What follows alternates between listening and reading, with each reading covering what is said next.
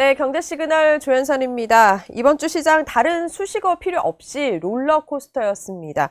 이 하루가 다르게 급락 급등이 반복되면서 대혼란의 장이었는데 이게 문제는 판단이 안 된다는 거거든요. 이 바닥의 장을 본 건지 아니면 전쟁 변수로 일시적인지 오늘 한번 시원하게 분석해 보겠습니다. 김종효 이사 모셨습니다. 안녕하세요. 네, 안녕하십니까.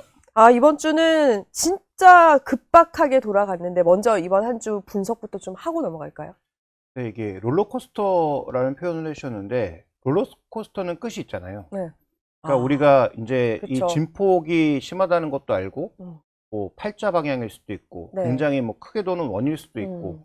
뭐 거꾸로 도는 것일 수도 있죠. 어떤 방향을 보이던 뭐 3분 안에 끝난다든지, 끝을 우리가 알 수 있는데, 지금 현재 가장 중요한 건 이런 급등락이 끝났나?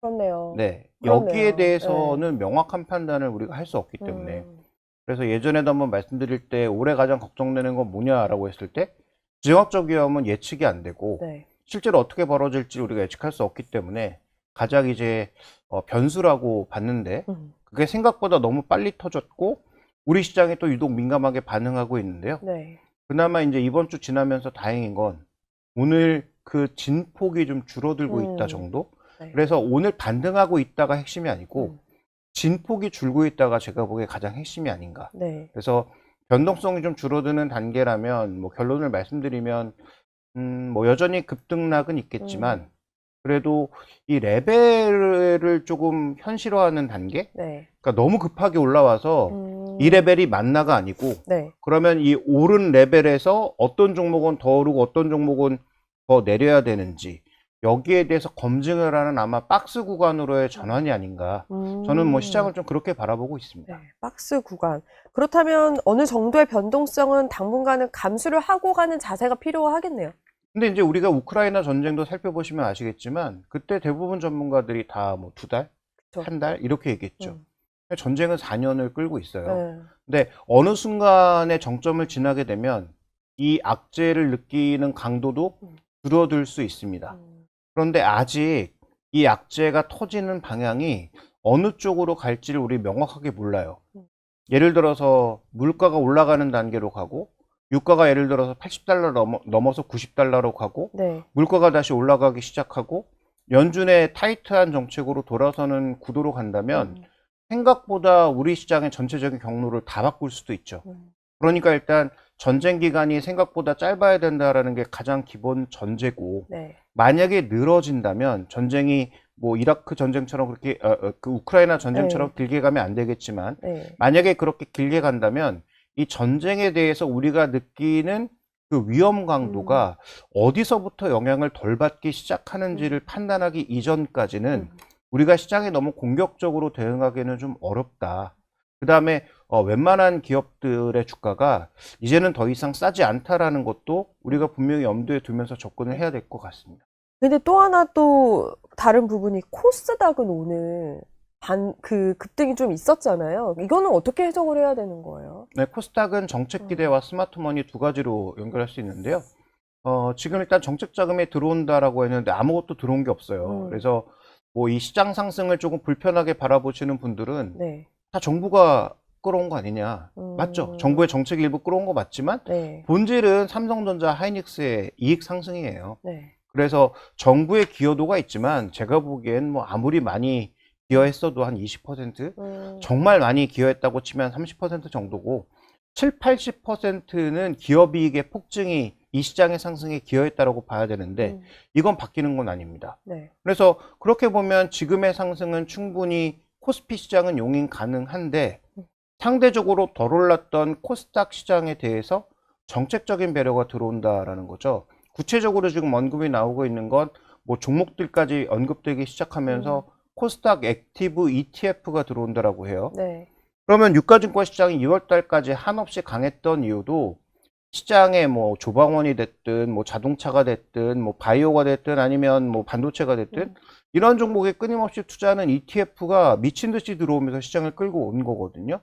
지금 뒤늦게 코스닥에 이 상황이 나타나고 있다. 그러면 ETF가 지금 들어오고 있는 거냐? 그렇지 않죠. 않죠. ETF가 들어올 걸 예상해서 스마트 머니가 먼저 당기고 있는 거죠. 그래서 실제로 ETF가 들어와서 그 ETF에서 자금을 집행하기 시작하면 거기다 팔 생각으로 미리 종목들을 당기고 있는 거죠. 그 다 다음에 이제 어떤 종목들이 담길 거라는 걸 대충 예상을 하고 있잖아요. 뭐 바이오도 있을 바이오, 거고 네. 시가총액 상위 종목군들 몇 개를 포함해서 반도체 소부장들이 대거 담길 거라는 걸 이미 예상하고 있으니까 네. 그런 종목군들을 집중적으로 미리 담고 있는 거예요. 음. 그게 뭐 외국인일 수도 있고 기관일 수도 있고 개인일 수도 있죠. 네. 그러니까 통칭해서 스마트 머니라고 해서 이런 쪽으로 돈이 들어오니 내가 미리 사도 나중에 더 비싼 가격에 팔 수 있다는 자신감을 가진 강한 세력들이 지금 들어오고 있는 거라고 보시면 될 것 같고요. 그래서 더 올라갈까? 더 올라가겠지만 지금 이 구간을 잘못 사면 얼마 전에 우리가 겪었던 지옥 같은 코스피의 급락과 같은 현상을 만날 수도 있기 때문에 지금 현재 가격에서 공격적으로 신규 매수를 하기에는 네. 쉽지 않다 이렇게 봐야 될 것 같습니다. 그래서 코스닥도. 네. 기존에 이제 싸게 사셨던 분들의 지금은 뭐 즐기는 구간 이렇게 이해하는 게 좀 좋을 것 같습니다. 조금 이 전쟁 여파와 약간의 거리가 있기 때문에 당분간은 코스닥에 조금 접근하는 게 코스피보다는 유리하지 않냐라는 질문들도 있는데 그건 아직은 그래도 그 정도까지는 아닌 거네요. 그게 맞는데 네. 그 기간이 아주 짧을 수도 있고 그다음에 생각보다 좀 길어질 수도 있는데 중요한 건 지금의 이 가격에 투자하는 것은 리스크를 생각보다 굉장히 많이 지고 투자하는 거예요. 그렇죠. 그러니까 지금 반도체 빅2는 실적을 얼마로 보느냐에 따라서 네. 여전히 PR이 5배일 수도 있고 7배일 수도 있습니다. 근데 5배, 7배는 그 종목군들의 평균 PR 수준보다 낮거나 아무리 높게 봐도 그 수준 정도예요. 그러면 여기는 우리가 예상했던 이익만 나오면 현재 주가 상승이 굉장히 많이 나타났다고 하더라도 네. 비싸다고 보기가 어렵죠. 근데 코스닥은 지금 비싼 거와 상관없이 수급으로 밀어붙이고 있는 장이니까 만약에 이 수급이 생각보다 약하거나 아니면 지금 이 기업들의 PER은 보통 30배 이상으로 당겨놓은 종목군들이 굉장히 많은데 네.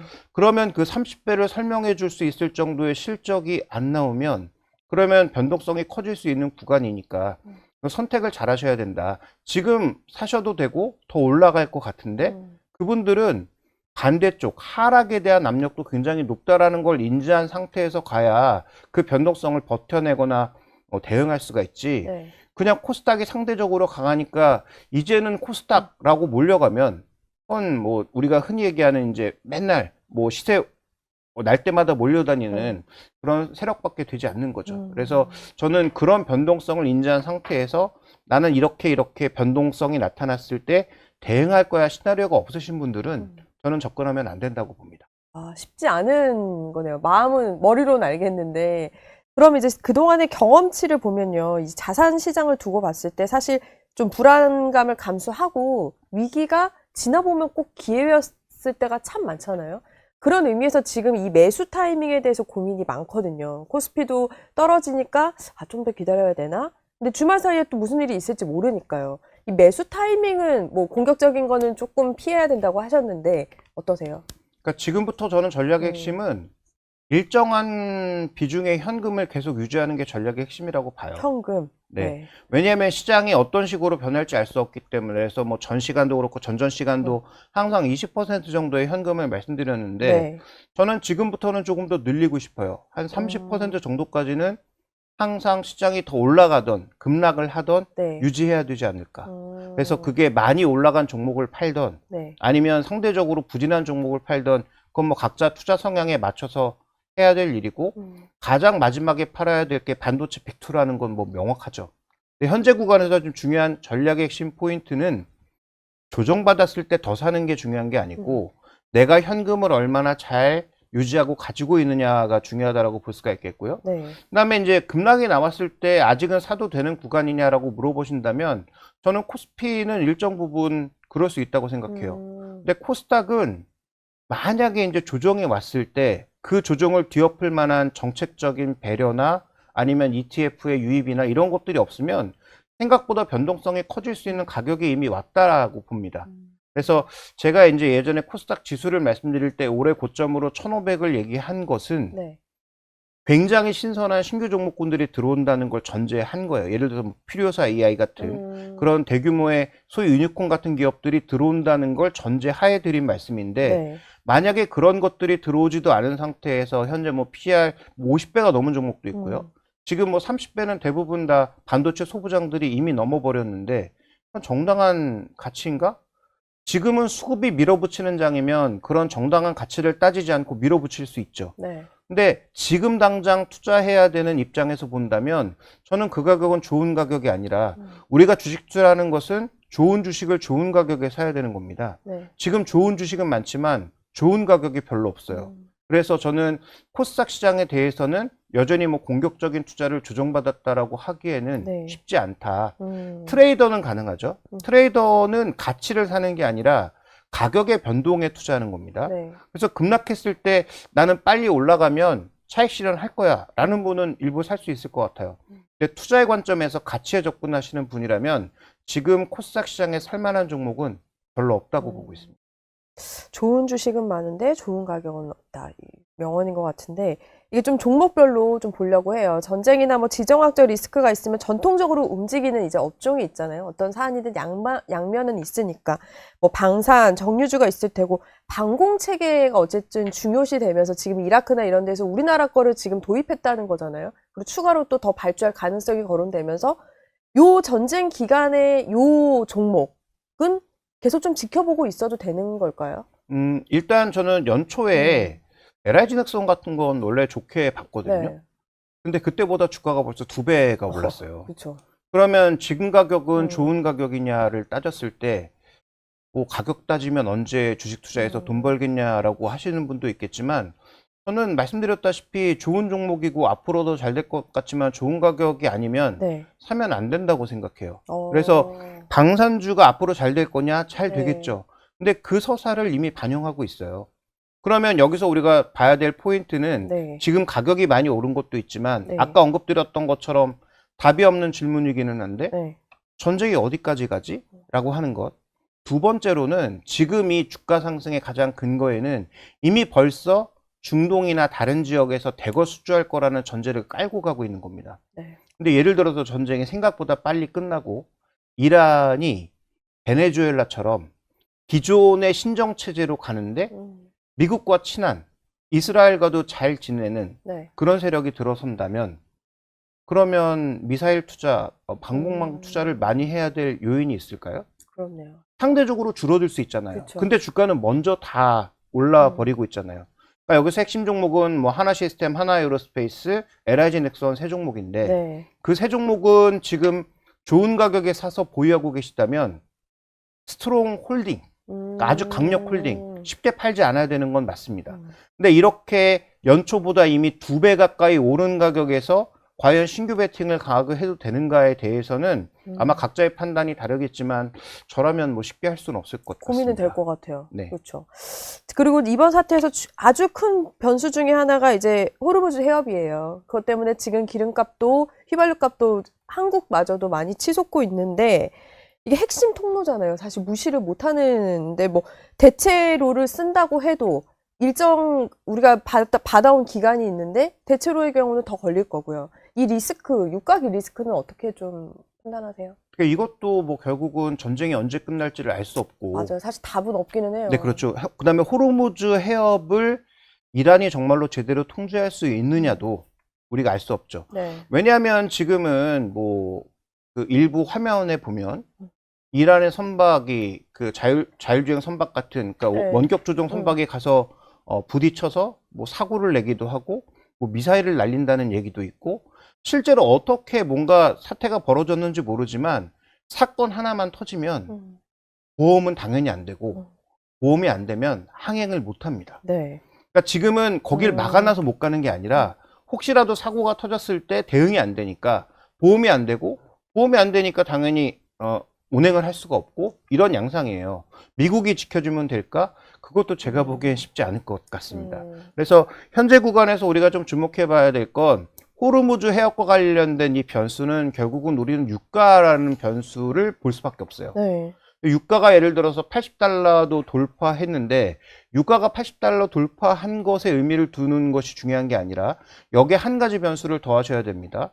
어제부터 유가가 급등하기 시작한 건 시작점은 중동에 있는 배 공격이 아니고 중국이 자신들이 만드는 정유 제품의 수출을 전면 금지하면서 음. 중국의 원유 선물이 14% 급등한 게 출발점이었어요. 네. 그러면서 중동의 여러 가지 소식들이 들려오기 시작하고 유가가 오르기 시작하고 오후에 저녁에 이제 뭐 유럽이나 미국에서 더 여러 가지 소식들이 더해지면서 더 오른 거란 말이에요. 그러면 미국의 WTI야 뭐 미국 정부가 무언가 조치를 취해서 누를 수 있겠지만 네. 과연 두바이 유가나 이런 쪽을 누를 수 있냔 말이죠. 음. 그러면 우리는 여러 가지를 생각하지 말고 이 유가가 안정적인 레벨에서 더 이상 올라가지 않고 그냥 머물러 있느냐 아니면 고점을 모르고 매일 계속 오르느냐 여기에 포커스를 맞추고 전략을 짜야 될 것 같고 만약에 유가가 저는 뭐 80달러 정도 부근이 단기 고점을 찍고 다시 내려오는 그런 상황이라면 유가와 관련된 변동성이나 말씀하셨던 호르무즈 해역과 관련된 그런 변동성은 생각보다 크지 않을 수도 있다. 근데 예를 들어서 80달러가 뉴노멀이 되고 네. 여기서부터 다시 상승의 시작이다라고 하면 그때부터 우리 입장에서는 굉장히 불편해지는 상황이 그쵸. 오는 거죠. 국내 증시뿐만 아니라 한국, 일본, 중국이 모두 마찬가지가 될 겁니다. 그래서 현재 지금 석유 제품의 공급 빌런이었던 중국의 수출이 안 되는 것이 네. 단기적으로는 정유주들에게 호재가 될지 모르나 뭐 가격이 너무 올라가거나 그렇죠. 아니면 전쟁 기간이 길어지면 이건 뭐 모두에게 악재라는 측면에서 이런 양가적인 투자 전략을 모두 지금은 같이 가져갈 필요가 없다. 그래서 결론이 없어서 굉장히 죄송하기는 하나 이건 어딘가 결론을 내려놓고 답을 미리 정해놓고 투자할 수 없는 부분이라서 유가로 판단할 수밖에 없다. 이렇게 좀 말씀을 드려야 될 것 같습니다. 지금은 그런 상황이기도 하고요. 그렇죠. 그리고 또 하나는 이제 트럼프. 늘 트럼프의 마음을 이해하기 어렵기 때문에 더 불확실성이 커지는 건데 오늘 이런 얘기를 했어요. 석유 가격 상승에 대해서 올라도 어쩔 수 없다. 군사작전이 우선이다. 라고 말하는 동시에 지금 트럼프 행정부에서는 보험도 준비를 한다고 하고요. 그 다음에 어찌됐든 문제가 없도록 검토 중이라는 보도가 계속해서 나오고 있는데 어떤 게 진짜인 거예요? 어떻게 해석을 해야 될지 모르겠어요. 뭐 정치적인 얘기는 저도 잘 모르니까 네. 뭐 국제 관계 전문가도 잘 모르시는 걸 제가 답하기는 참 어려운데 저는 트럼프 대통령이 원하는 레벨이 어디까지일지는 베네수엘라를 자꾸 치환할 수밖에 없는데 베네수엘라의 그 군사작전이 네. 생각보다 굉장히 빨리 끝나서 다행이긴 했습니다만 만약에 베네수엘라에서도 뭔가 분쟁이 나타났으면 네. 트럼프 대통령이 원래 얘기했던 것처럼 정말 마두로 정권을 모두 붕괴시켜서 누구도 통제할 수 없는 아마겟돈을 바란 것이었을까? 저는 그러지 않았다고 보거든요. 네. 그러니까 마두로의 반대쪽을 지금 정점에 앉힌 게 아니고 마두로의 2인자를 정점에 앉혔잖아요. 네. 그러니까 미국의 말을 듣고 미국의 통제에 따를 수 있는 사람이면 트럼프 대통령은 자신이 적으로 규정했던 세력이더라도 그냥 봐주더라. 네. 그리고 그와 함께 가더라라는 거죠. 그러니까 지금 이란도 하메네이의 아들은 안 된다는 거죠. 소위 이제 강경론자들은 안 되지만 예를 들어서 미국과 대화 정도가 가능한 사람이 왔을 때 그럼 트럼프 대통령은 강하게 정말 밀어붙여서 이란의 그 8천만 국민들이 모두 아마겟돈으로 빠지는 그런 상황으로 갈 것인가? 저는 그렇지 않을 거라고 보거든요. 두 번째, 지금 이란의 혁명 수비대가 단순한 군사 조직이 아니고 경제까지 전부 잡고 있는 조직이라고 알려져 있는데 그럼 이걸 전부 붕괴시켜서 이란의 무기들이 뭐 소위 테러 조직 손에 들어가서 통제 불능하게 만드는 게 정말 트럼프 대통령이 원하는 것인가? 네. 전 그렇게 생각하지 않거든요. 그렇게 본다면은 지금 트럼프 대통령이 여전히 말은 강하게 하고 있지만 트럼프 대통령이 원하는 이란의 레벨은 이스라엘과는 조금 다르게 이스라엘은 정말로 모두 싹 없애버리고 싶겠지만 아마도 미국은 통제 가능한 지배 세력이 생기면 아마 거기서 전쟁의 끝이 나오지 않을까라고 저는 보고 있고 그런 관점에서 지금 말씀해 주셨던 여러 가지 우려를 너무 높게 보기보단 그 정도 레벨에 맞춰서 생각하는 게 좀 맞지 않나. 그래서 지금 뭐 조율하고 있다, 뭐 협상하고 있다라고 하는데 서로 또 아니라고 다음날 발표하고 이런 것들이 계속 반복되고 있잖아요. 저는 그 중간쯤이 진실이라고 봐서 정말로 내부적으로 뭔가 얘기도 되고 있지 않을까. 다음 지배 세력이 누가 될 것인지에 대한 판단, 그 다음에 그 신정 지도자가 누가 될 것인지에 대한 이런 판단들도 아마도 제가 보기엔 내부적으로는 이미 얘기가 되고 있을 거다. 그러니까 최근에 그런 얘기가 나왔을 때 가장 민감하게 반응하는 게 이스라엘이죠. 이스라엘은 지금 그 이란 프락시들뿐만 아니라 이란 세력을 정말로 다 완벽하게 부셔놓고 싶을 거잖아요. 근데 아마 제가 보기에 트럼프 대통령이 바라고 있는 레벨은 그 정도 레벨은 좀 아닌 것 같다라고 보고 있습니다. 이사님 앞서서 반도체도 이제 말씀을 주셨는데 뭐 전쟁에 직접적인 영향은 없다고는 하지만 워낙 주도주였고 워낙 많이 올라서 투자자들이 많이 갖고 있단 말이에요. 근데 지금 이미 뒤늦게 사신 분들은 뭐 반대 매매 얘기도 나오고 있는데 이건 어떻게 해야 돼요? 반대 매매는 이미 그 10%씩 두 번 내려가고 10% 올라갔을 때 대부분 실현되지 그러니까. 않았을까요? 네. 그래서 저는 오늘 우리 시장이 그나마 버티는 이유가 그런 급등락은 물론 굉장히 불편하고 잘못된 것이기도 하지만 그런 급등락 과정을 통해서 정말로 급한 사람들이나 반대 매매가 나왔어야 되는 물량들은 일부 청산이 됐다라고 봅니다. 그다음에 최근에 이 반도체를 사고 있는 가장 주요한 세력은 결국은 제가 전에도 한번 말씀드렸지만 삼성전자 12만 원에 판 사람은 19만 원, 20만 원에 절대 못 삽니다. 못 사죠. 네, 정말로 용자가 아니면 못 사죠. 대신 반도체 ETF를 사면 나는 못 사지만 반도체 ETF는 사줍니다. 그래서 아마 그런 과정으로 간접적 참여가 좀 늘고 있고, 그다음에 우리가 미국 시장 경험을 통해서 ETF 투자가 효율적이라는 것도 이미 확인하신 분들이 많잖아요. 네. 그래서 미국 투자를 버리고 한국으로 돌아왔던, 미국에도 여전히 투자하면서 한국 투자를 하던 ETF가 전반적으로 늘어나는 것은 있기 때문에 그나마 이익 관점에서 가장 안정적이고 그 다음에 가장 견조하게 움직이고 있는 반도체에 대해서는 그나마 좀 조정이 크게 나오면 저점 매수가 가능하고 신규 매수도 가능하다라고 봐야 될 것 같습니다. 아. 다만 반도체를 움직일 수 있는 변수 두 가지는 뭐냐? M4가 캐펙스를 꺾으면 그건 굉장히 위험하죠. 그렇죠. 그러니까 소위 얘기하는 뭐 구글이라든지 뭐 네. 아마존 이런 쪽에서 만약에 캐펙스의 계획을 꺾는다? 이거 우리 입장에서 가장 이제 위험한 시나리오고요. 그러니까 두 번째로 위험한 시나리오는 지금은 아직은 그래도 돈을 좀 구할 수 있는 구간이고 여전히 투자를 한다고 하는 구간인데 그 돈 많다는 M4도 이제부터 채권 발행을 하기 시작했어요. 그 다음에 또 하나 여기에 들어가 있는 자금의 상당수는 얼마 전에 미국에서 잠깐 문제가 됐던 사모신용과 연관되어 있는 자금들입니다. 근데 블루아울 때도 뭔가 약간 게임직했는데 네. 이제 블루아울보다 더 수준이 높은 블랙스톤에도 환매 얘기가 나왔고 네. 이거를 임직원 돈으로 막았단 말이에요. 0.9% 정도의 부족한 돈을 임직원 돈으로 막았단 말이죠. 그러면 여기서의 전반적인 근거가 다음 분기로 넘어갔을 때 또 환매가 나왔을 때 어떻게 대응할 거냐도 중요하지만 네. 중요한 것은 이러한 돈들이 예를 들어서 막히고 계속 빠져나가는 상황이 됐을 때 문제는 금리가 내려간다고 해서 차환 과정이 더 좋아질 거라고 봤던 건데 예를 들어서 유가 상승 이런 걸로 인해서 금리를 내릴 수 없는 상황이 되면 그때 어떻게 될까? 그러면 지금 시장의 유동성이 계속 공급되고 있고 AI 인프라 투자가 활발하게 될 거라는 전제하에서 이익을 140조에서 300조까지 올려놨는데 네. 이 시나리오가 혹시 흔들리지는 않을까 정도는 조금 주의해서 보셔야 되고요. 그다음에 마지막 포인트는 저번에도 한번 말씀드렸지만 4월 초에 발표될 삼성전자의 실적이죠. 실적. 삼성전자의 실적이 얼마가 나오는지도 중요하지만 1분기 실적을 보면 220조인지 네. 300조인지를 우리가 대충 한번 생각해 볼 수 있잖아요. 물론 월 말에 있을 4월 말에 있을 IR을 가봐야 좀 더 명확하게 알 수 있겠지만 1분기의 숫자나 전반적인 뉘앙스만 봐도 애널리스트들이 빠르게도 추정할 수 있을 거 아니에요.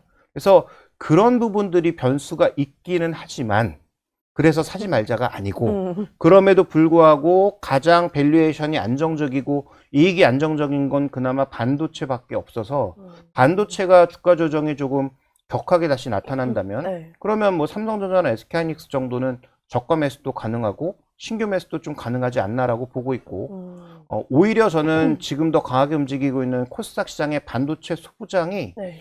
조금 너무 흥분하고 있는 것 아닌가. 과하게. 네, 그래서 뭐 보유하고 계신 분들이 뭐 올라가는 구간에서 미리 팔 필요는 없겠지만 조금 경계심을 오히려 그쪽을 좀 가져야 되지 않을까 이렇게 보고 있고요. 신규 매수 관점은 저는 뭐 트레이딩 정도만 가능하지 않나 이렇게 좀 보고 있습니다. 그쪽은. 보면은 증권주는 또 의외로 빠지지 않고 이런 변수들이 또 많이 있는데 주말 사이에 또 사실 이제 지난주 한 일주일 정도 됐잖아요. 이렇게 변동성이 확대가 된 게 주말 사이에 또 어떤 일이 있을지도 모르고 진짜 뭐 가늠할 수 있는 게 없는데 그래서 포트폴리오 짜는 게 쉽지 않은 것 같아요. 현금 비중도 말씀하셨지만 어떻게 좀 계획을 해야 될지.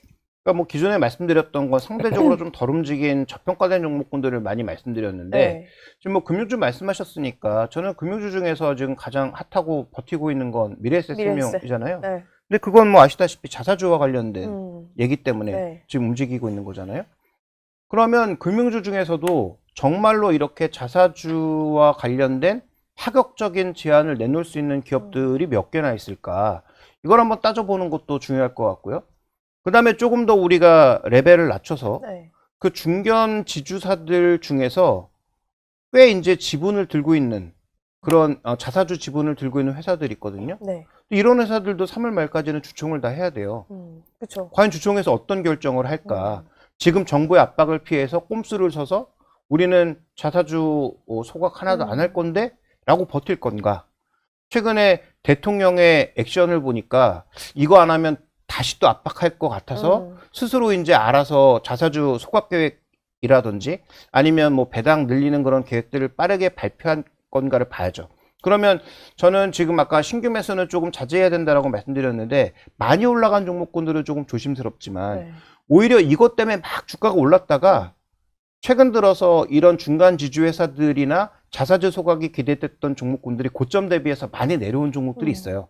대표적으로 뭐 KTNG도 있고, 그 다음에 저번에 말씀드렸던 뭐 현대 GF홀딩스들도 있고, 그런 종목군들이 오히려 월말에 3월 말에 있을 주총 부근 즈음에서 액션이 나오면 그때는 뭐 지수와 상관없이 주가가 좀 견조하게 버티지 않을까? 그런 흐름을 미래에셋생명이 미리 보여주지 않았나? 라고 해서 금융주 중에서도 자사주 소각의 가능성이 좀 높은 종목군들을 한번 추려보실 필요가 있을 것 같고, 네. 말씀드렸던 뭐 홀딩스라든지 아니면 뭐 방금 언급드렸던 그런 뭐 KTNG 같은 배당 메리트나 자사주 소각 가능성이 비교적 높아 보이는 종목이 네. 주가 조정을 충분히 받았다면 그러면 한번 관심을 가져볼 필요가 있다는 거죠. 이건 뭐 단기적인 전략이고요. KTNG를 중심으로 말씀드리자면 KTNG가 배당을 6,000원 합니다. 네. 지금 주가가 한 18만 원까지 올라갔다가 최근에 빠르게 내려와서 15만 원 아래로 내려갈 것 같아요. 네. 15만 원 아래로 내려가면 배당 기준만 봐도 4% 정도의 배당 수익률이잖아요. 네. 그러면 충분히 기관 투자자들 한번 투자해 볼 만한 그런 가격대로 내려오는 것이기 때문에, 그 다음에 최근에는 또 분기 배당들을 하고 있기 때문에 그런 관점에서 그 가격 아래로 내려오면 메리트가 좀 생기지 않을까? 이렇게 좀 봐야 될 것 같습니다. 이렇게 지정학적 리스크 때는 달러 방향도 굉장히 중요시되고 저희 환율도 겨우 좀 내려가나 했는데 다시 또 이제 오르고 이러고 있는데 달러 그리고 금도 지금 또 최근에 좀 오르고 있기는 하잖아요. 안전자산으로 어쨌든 속해져 있으니까 요 부분의 그 자산 관리는 어떻게 보세요, 마지막으로? 일단 환율하고 유가가 겹치면 최악이죠. 예를 들어서 환율이 1,500원으로 가고 네. 유가가 예를 들어서 80달러 위에 안착한다? 그걸 걱정하고 있는 네, 거잖아요. 우리 입장에서는 정말 최악이고 그 시나리오는 제가 아까 말씀드렸던 여러 가지 시나리오 중에 상당 부분을 바꿀 수도 있습니다. 근데 아직 저는 뭐 그렇게 갈 거라고 보진 않기 때문에 네. 뭐 그런 시나리오는 제시하지 않고 있는데, 그걸 만약에 제외하고 단순하게 뭐 금이라든지 이런 쪽에 투자 비중을 본다면 저는 많이 늘려놓을 필요는 없을 것 같아요. 왜냐하면 전쟁이 빨리 끝나면 그쪽으로 집중하고 있던 게 오히려 그렇겠죠. 장애 요소가 되니까 지금은 오히려 현금이 조금 있어야 상황 변화에 따라서 능동적으로 움직일 수가 있다. 다 100% 주식으로 가 있어도 움직이기가 점점 어렵고요. 다 또 주식은 별로 없고 현금만 있어도 움직이기가 더 어렵습니다. 그래서 지금 뭐 대체 자산 쪽, 뭐 금이라든지 뭐 디지털 자산 이런 쪽으로 너무 비중을 늘려놓으시는 것도 저는 뭐 위험성이라고 보고 있기 때문에 지금은 적절한 현금 비중이 가장 중요한 포인트가 아닌가라고 보고 있고, 금도 제가 보기엔 뭐 네. 그렇게 많이 늘리는 건 좋은 투자는 아닌 것 같습니다.